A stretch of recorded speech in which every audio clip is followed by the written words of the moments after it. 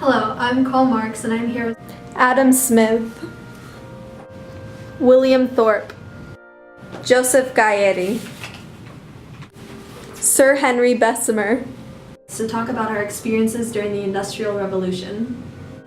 So many want to know how we feel about the recent outbreak of industrialization, but many still don't know exactly what it is. Smith, why don't you explain to our viewers what industrialization is? Well, industrialization was a movement that first originated in Britain in the mid-1700s with the textile industry. It was a political and social evolution of business caused by new technologies and prospering economy. Society's economic and political aspects changed from an agricultural one to an industrialized one. There was the development of a comprehensive political and economical system where industries strived to become profitable, efficient, and competitive. It sure was a drastic change, and of course this required some kind of agricultural improvement beforehand. The Industrial Revolution would not have started without the agricultural revolution, when ways of agriculture greatly improved, creating more surplus of food and a greater population.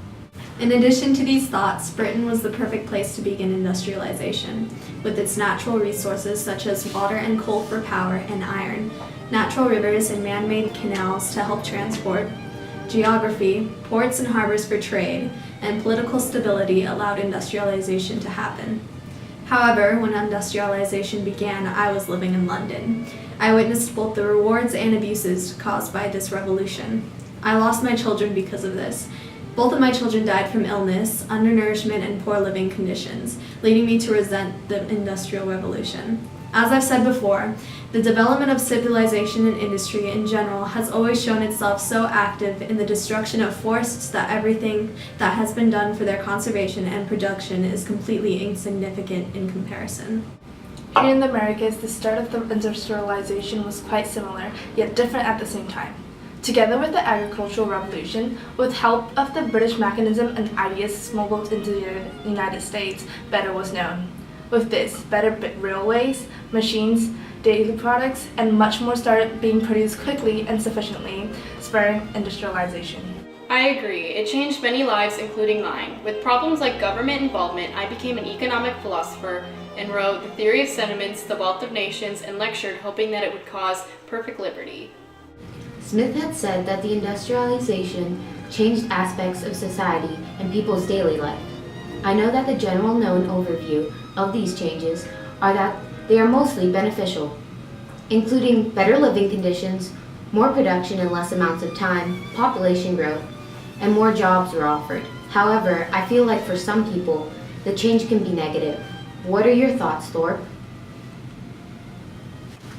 Representing all my fellow Luddite brothers under the guidance of Ned Ludd, I would like to list my complaints here.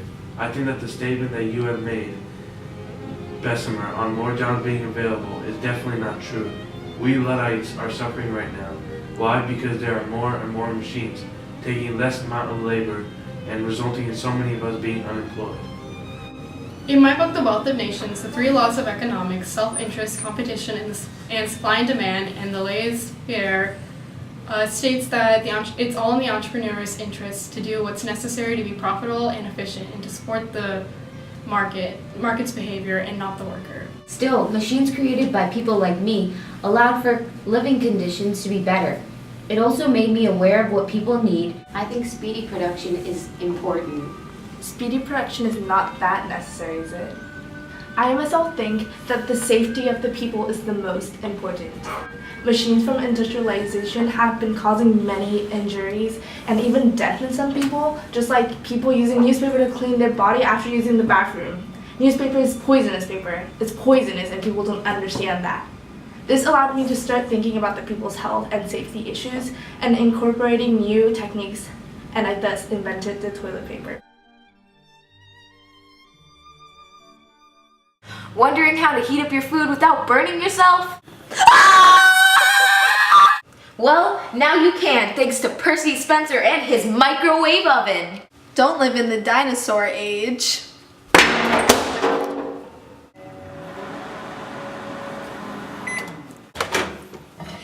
in seconds! What are you waiting for? Get your microwave oven today. No dinosaurs were harmed during the making of this video. Don't you guys see that the people that have been working for many years and been supporting their families? Industrialization affected so many of us. After the new machines came, there were no jobs offered. Industrialization caused so many problems in most people's lives. It's unbelievable. There was a mass spread of illness, and the poor working and living conditions were just plain cruel. There was also the rise of a capitalist economy. No one was equal. The factory workers didn't have nearly as many opportunities as the entrepreneurs. Also, the class system was incredibly frustrating. The middle class was becoming increasingly more wealthy as the working class continued to live in poverty. How is that fair? I disagree with you because the benefits of the industrialization were that it brought a prospering economy. With a strong economy, capitalism flourished. It was also a proponent in the development of freer markets and trade, the invisible hand theory, division of labor, and new theories of political economics. I think there's still not that many problems of industrialization. Once again, however, we have to understand that the industrialization was definitely worth it though. People's living conditions and thus health conditions improved. I think that's what most truly matters.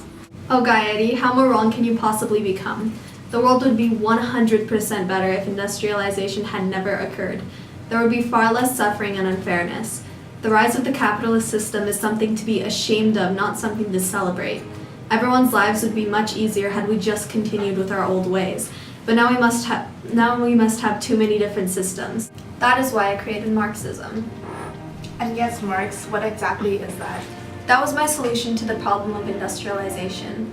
My theory of Marxism, or an extreme form of communism, allowed for everyone to be exactly equal and alike. Thus, I wrote the Communist Manifesto with Frederick Engels.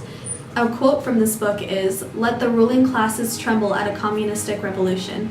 The proletarians have nothing to lose but their chains. They have a world to win." I believe that in the future, capitalist systems would destroy themselves and the people would adjust themselves to a classless society. I believe that everything would become public property since the idea of private property would have become demolished.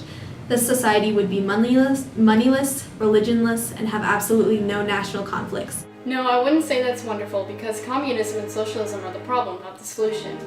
Most countries that have relied on this have fallen because it works against human nature. We are naturally selfish, aggressive, and competitive. Capitalism works with human nature, creating a more productive society, which is why it's the most effective form of economics used today. Unfortunately, Mr. Smith, it appears that you are wrong once again. Marxism is the best path to eternal happiness. A quote from a letter to my father proves this further.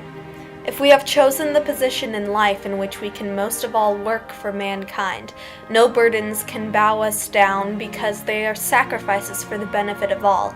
Then we shall experience no petty, limited, selfish joy, but our happiness will belong to millions. Our deeds will live on quietly but perpetually at work, and over our ashes will be shed the hot tears of noble people.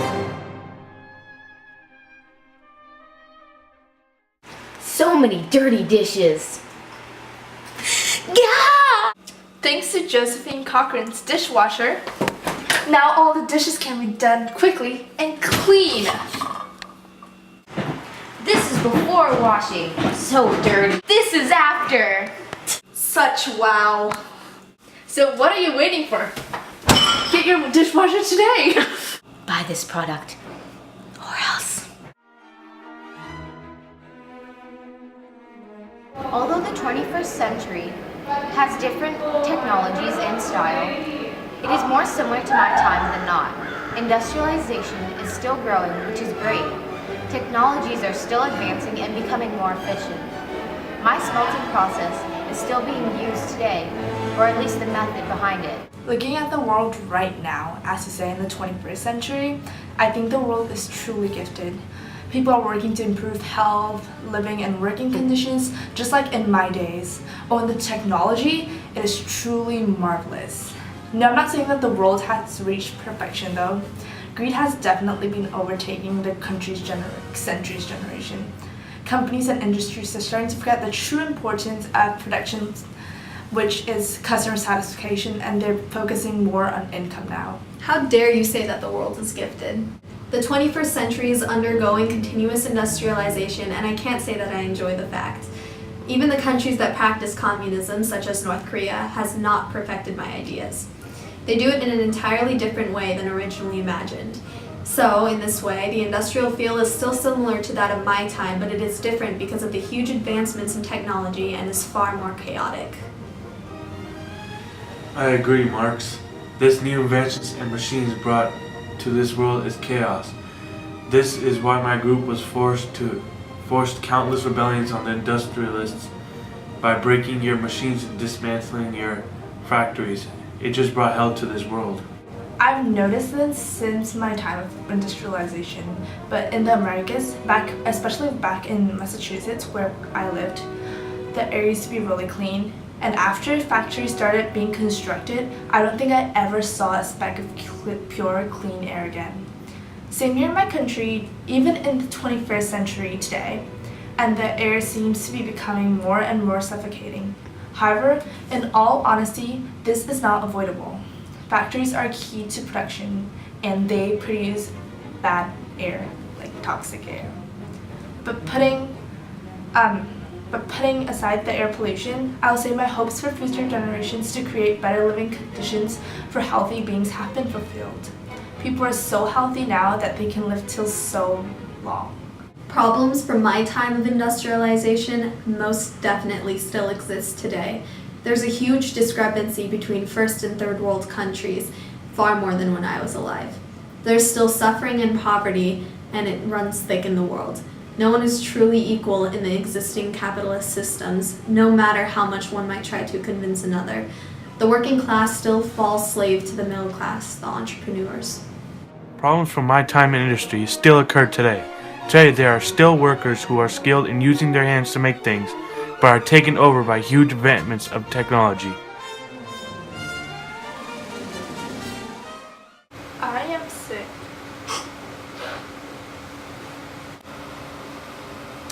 What is this?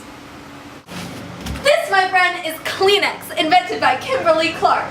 It cures all illnesses. Here, try it. It's really soft. So, guys, why don't you buy Kleenex today? My hopes of the spread and continuation of industrialization, inventions, and ideas did come true. It's amazing that I helped the process of what it has become. My hopes and predictions have not become true as of yet, even though many countries have attempted.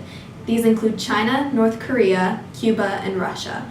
Although their efforts are valiant, the wrong people come into power, thus twisting my ideas into something evil. This could simply be because my theories are far too complicated for them to understand, or my theories may take a couple tries to finally succeed. I know that someday my predictions for the future will flourish and take place, no matter how many people laugh at that. My hopes and predictions have not also become true yet. In many intentions, such as rebelling and going on strikes, the high officials still didn't make any changes. How long will this last? I'm afraid that this will last for an even longer period of time, Mr. Thorpe, but we must keep faith through all these struggles. All will come to realize that the best course of action is to communism. Their reasoning is flawed at this very moment. To explain this point further, I have a quote from a letter I wrote to Rouge. Reason has always existed, but not always in a reasonable form. Anyways, this is where we end our show. Thank you for watching and have a good day.